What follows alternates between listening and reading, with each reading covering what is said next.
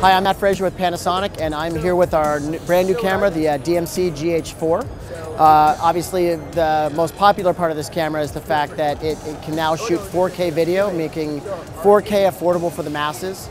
This camera will do 4K at two different resolutions. You can either do 4096 by 2160, or you can do 3840 by 2160.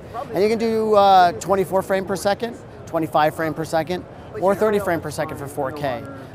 It can record that content internally to the SD card itself.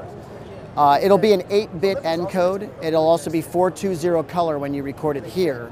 So if you want better quality color, you want better bit depth, what you can do is use the HDMI output, and the HDMI output will deliver up to a 10-bit 422 grayscale and color output.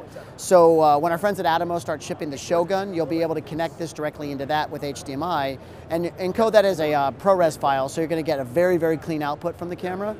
If you can't wait for that and you want to use something like an AJA KeyPro Quad, that's when you want to add this device.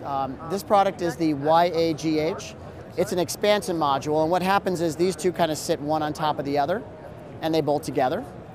So if we look at this device, what we have on the side is XLR audio, so we have Pro audio coming in. It'll do phantom power as well. And we give you analog level control, so it's easy to set your levels.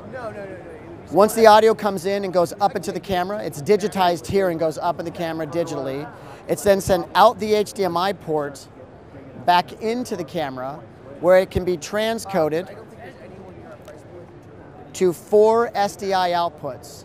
So each of these carries 1/4 of the picture, giving you a full 4K video image coming out of this. So you can connect it to a KeyPro Quad, and then you can record in 422 10-bit color in your KeyPro Quad. In fact, if I disconnect, and I have a setup right here, if I take and disconnect SDI1 from the camera, what you'll see on this monitor is I actually lose the upper left-hand quadrant of the image. So it is passing one 1080 image right into the camera. So on top of that, I know you guys don't all shoot 4K, although you should, because it has a lot less moire, a lot less artifacting. If you're going to shoot 1080, we can do up to a 200 megabit encode, and that's all intra, so it's going to be very easy to edit.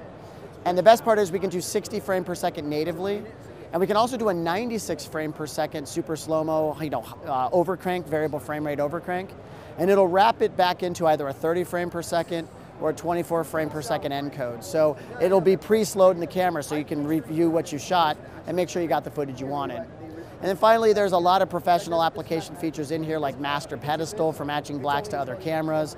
You can set your grayscale, so you can have either 0 to 255 as your grayscale if you're a photographer shooting video. If you're a professional videographer, you probably either want 16 to 235 or 16 to 255. This means 16 will be black, and then 235 or 255 will be white.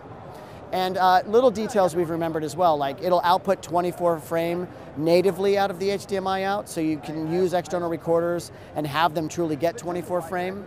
And even the smallest of details, like if you're a cinematographer, you're probably not used to the term shutter speed, you're used to shutter angle. So the camera can be set for its menu, so it'll output ISO and shutter angle as its menu settings instead of shutter speed.